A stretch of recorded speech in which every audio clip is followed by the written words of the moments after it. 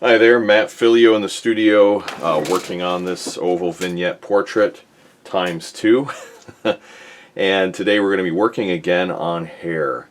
So I'm going to be concentrating on this portrait on the left, on this nice acrylic portrait of a girl in a swimming pool, and getting close in and working on her hair, showing you how to paint the details and values more accurately, getting the shapes of the different strands and different colors to use, and hopefully today give you some good knowledge to be able to increase the realism in your own portraits. Before I get started, just like to ask a quick blessing on this, and then we'll get right into it.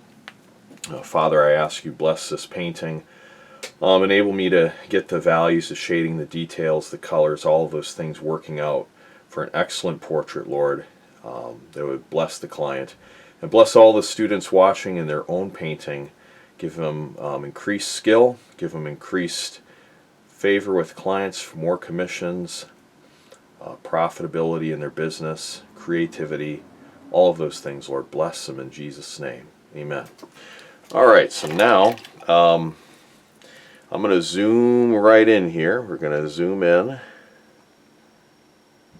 And we're going to position the camera a little bit higher.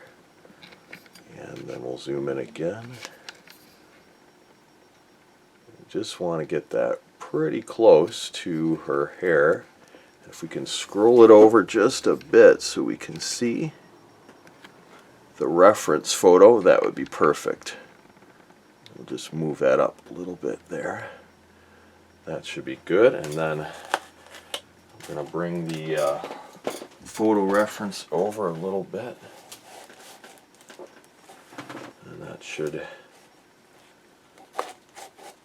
be close enough that you can see it. I'll move over the camera just a bit as well.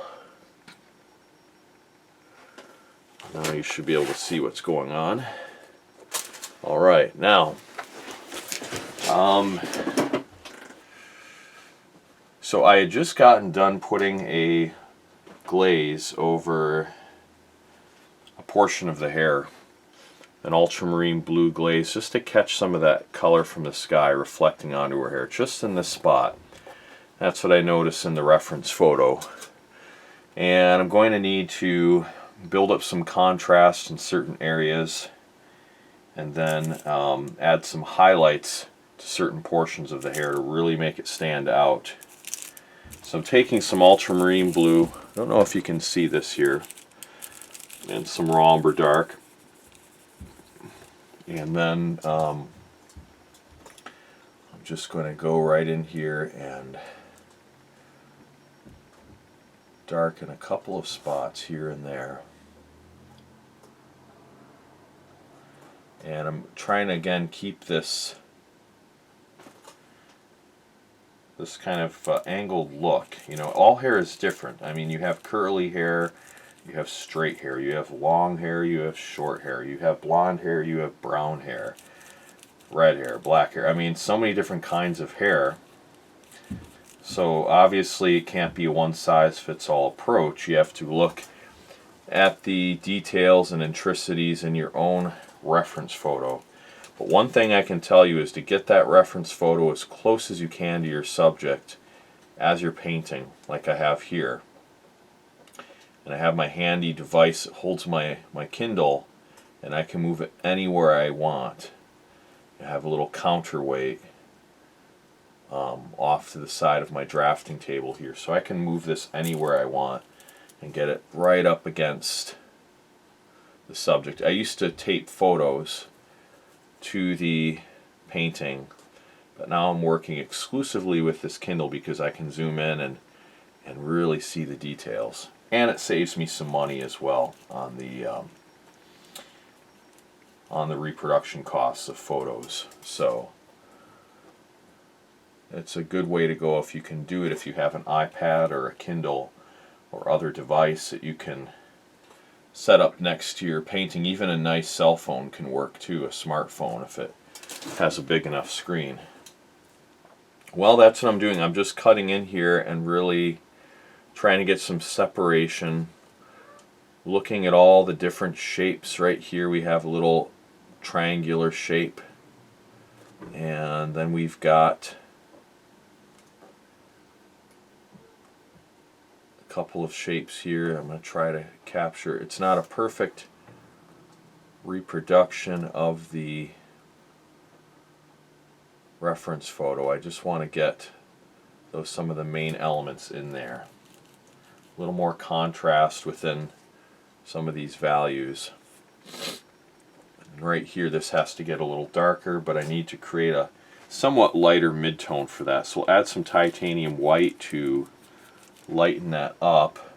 But then remember, as we add white, it does cool down the color, so might need to add a little bit of raw umber dark and even a little bit of raw sienna, which is that nice golden brown color. Maybe you can see that right there. It's hard to get this to be positioned just right on the camera. There you go. Now you can see the mixture. And so I'm going to darken right in here. Right in here. And try to get some separation there. By darkening this section above and then having this lighter, it'll look as if the light is striking it in just the right area.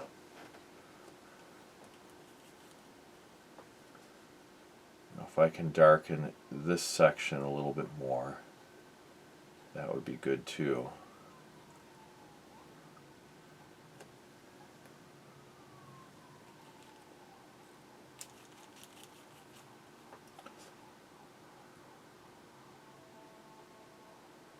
Keeping everything pretty cool. Cool tones throughout.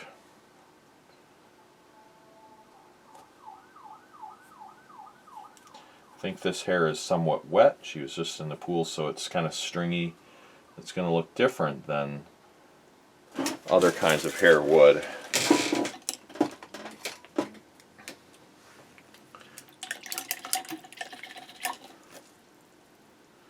I have a really small 5/0 brush here. I'm going to see if I can use that to get a little more detail. And pick out some of these finer details that are just hard to get with some of my other brushes.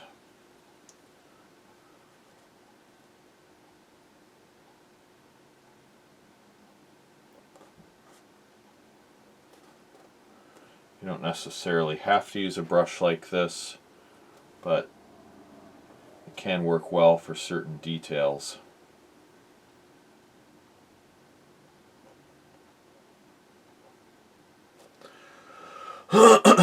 Excuse me. I'm just trying to get some of these strands that are coming down here over the side of her face. And then we have some highlights as well I want to capture. Working into the skin tone, I added a little bit of burnt sienna to the mix, just so it can blend into her skin tone a little more.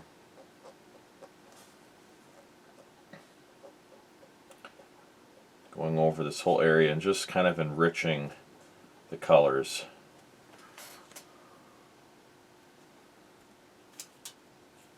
Now going up into the top part of her head, we have a few little details that need to be shown right there.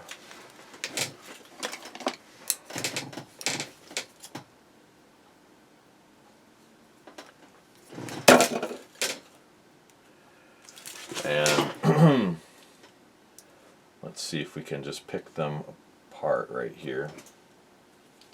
Just a few little details. So I'm adding two different lines of varying weights. A thinner line in the middle and a thicker line that blends out towards the edge.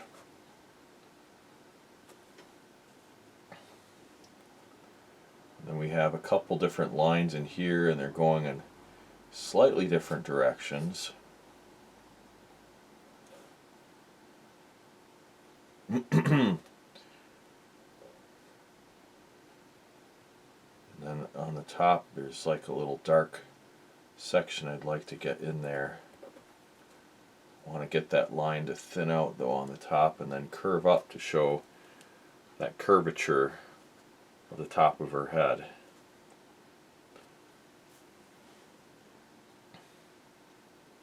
So I have some of these thinner lines working through here. Now I'm going to have to go back with a larger brush and darken the overall value of the whole area, because right now we're missing certain dark general values, and I call them general values because they cover a large area, and we're missing some of those little details that need to take place. And so I'm going to work on that. Excuse me.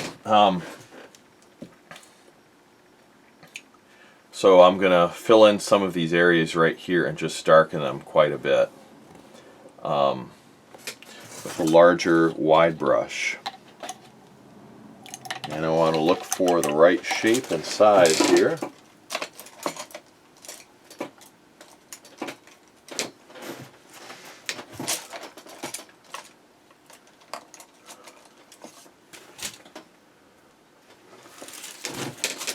Something like this could work. So let's take some raw umber dark, titanium white. That's probably too much titanium white. I don't know if you can see that.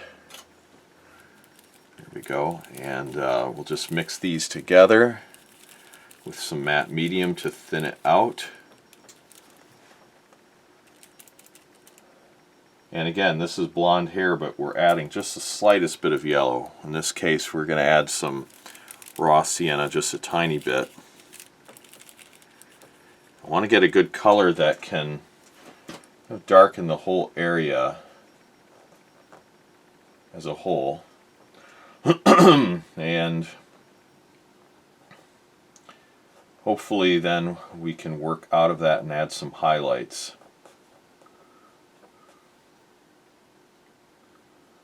So just hitting it in a few spots.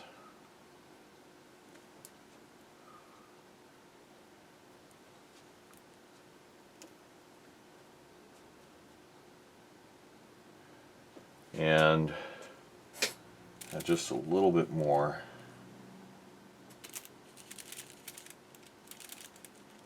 A little more opacity. We're going to darken just this spot a bit more.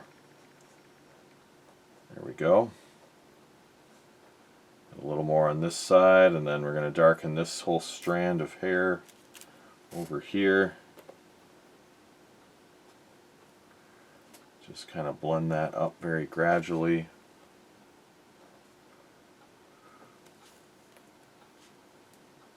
And then, like I said, we'll probably have to go back in and pick out some highlights. We have to have something to work out of.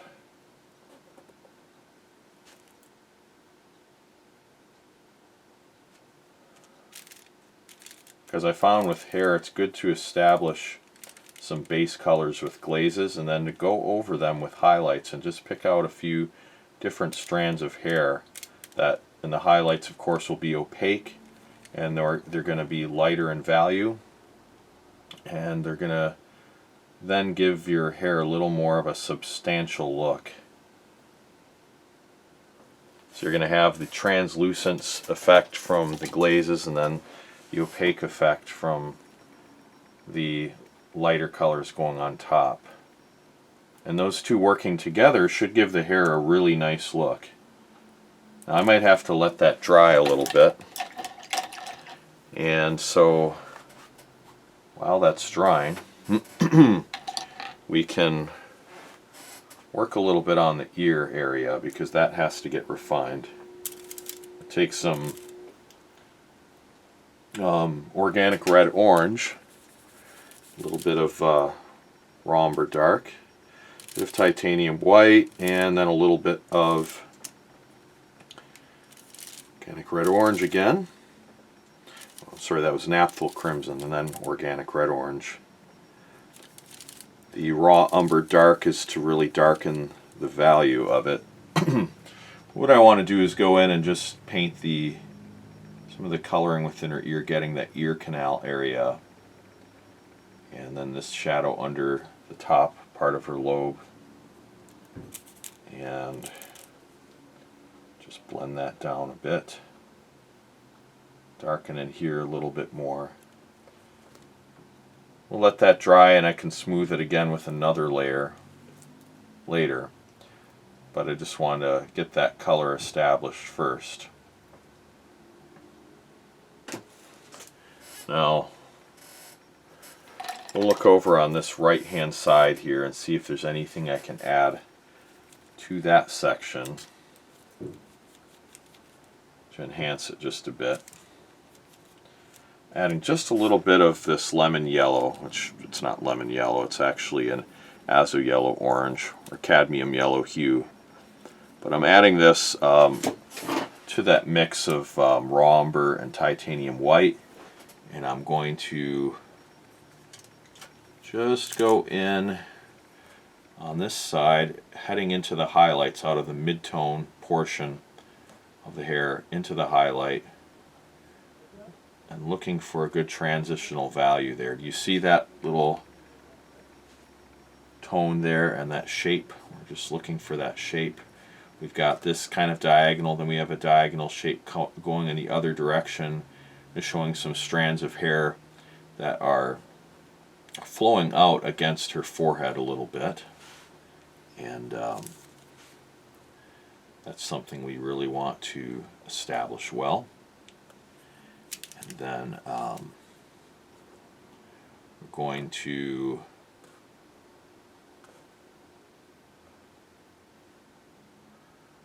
just add a little more shading here and here, and then I'm going to try to blend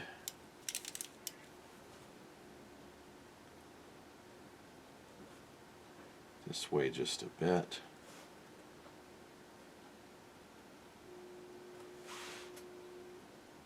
Yeah, there we go.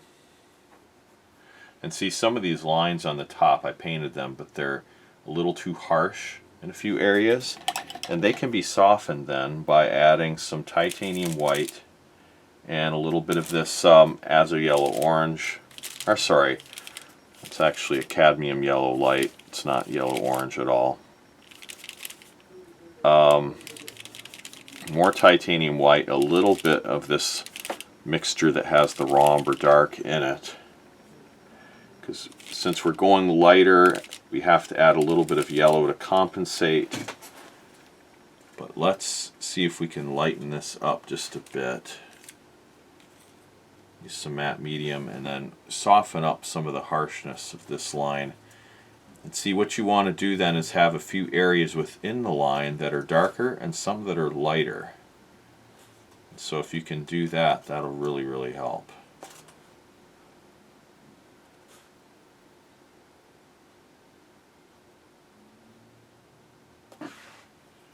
And let's kind of add just a few little transitional midtones up here. Alright, that's good. Now something a little darker for this section to transition out of those darker thin lines. We're adding a more broad area behind them. So I have a combination then between these little tiny values, small shapes, small lines, and then blending out of those small shapes into larger general values behind them. That's really the idea. That's what you want to do. And you see I had some really thin lines there that were dark, but they got to have some supporting larger values behind them. So I'm taking this somewhat thicker brush. I had that 5/0 brush. Now I have like a size 6 round, I think it is. And that gives me the ability to get some finer detail, but also then to get these larger swaths as well. And add a little bit of a yellowish tone there.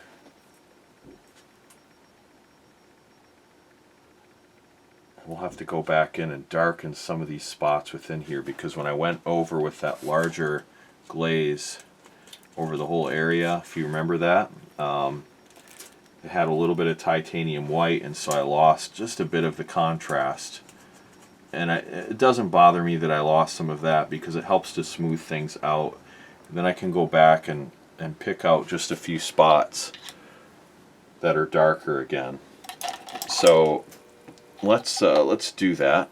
Let's kind of mix a nice darker color, raw umber dark. I'll kind of show you what I'm doing here. There we go, and just a little bit of burnt sienna, and let's just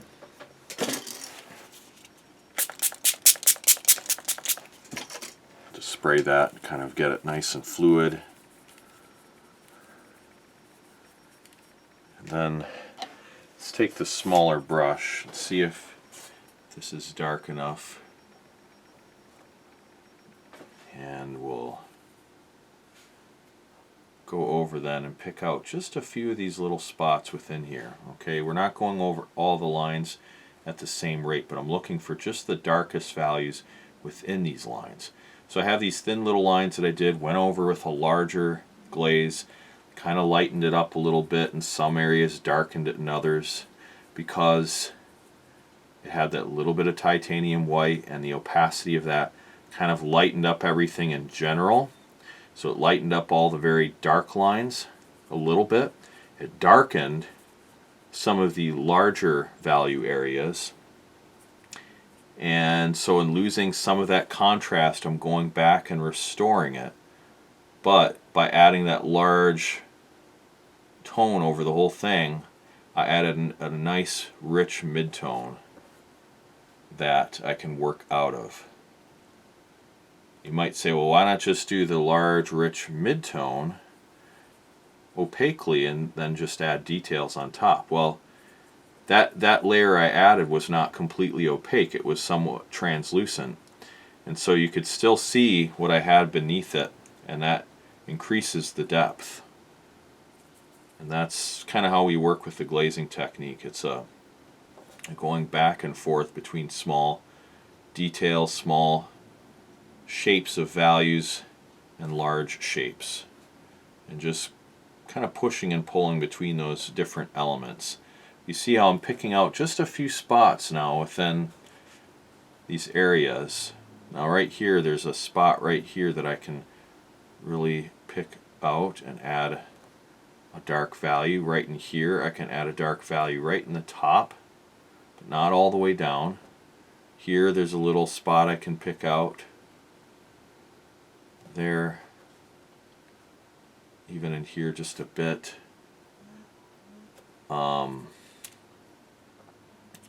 There is like a small spot right there I could add under this strand of hair. And under here there's going to be a couple spots by the ear.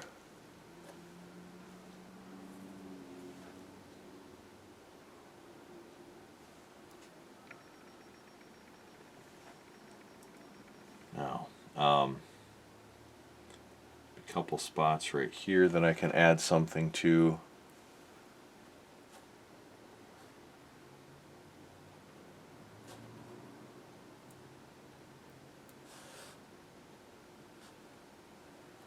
And I think there's even one up here.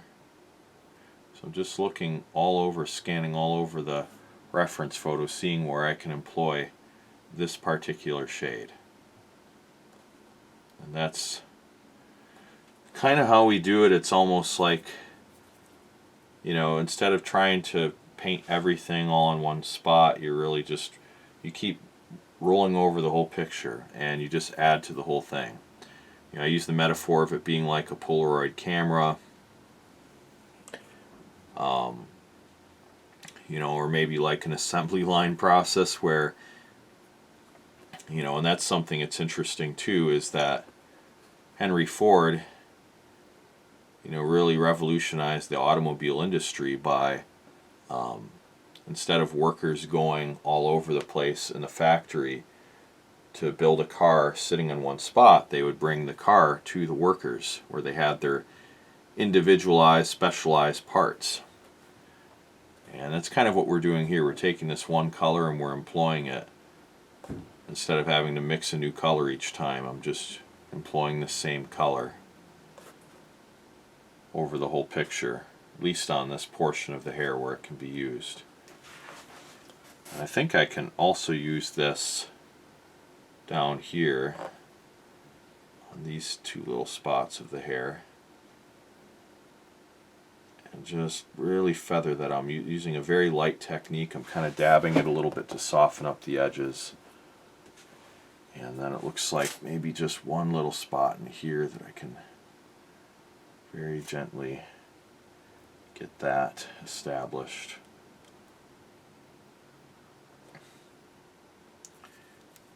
Now we can maybe just lighten this up a tiny bit and get some of that color to go up into this portion. So there's a few little striations here I want to capture.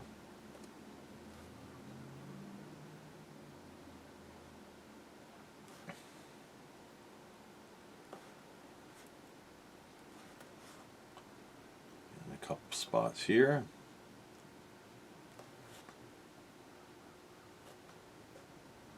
There we go.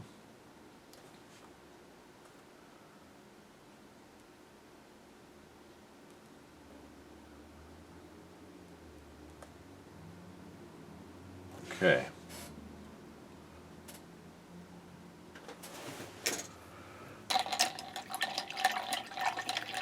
Alright, and so let's see. I'm going to add just a few highlights on the top, and then I'm going to call this video good. That doesn't mean her hair is done, but it's getting closer. Taking some titanium white, and a little bit of this light yellow. And we're going to add some highlights just in a few spots here at the top.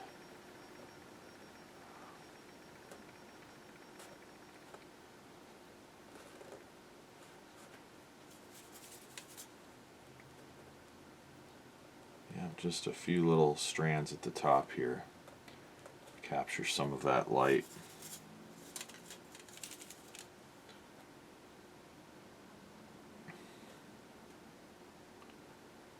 Go.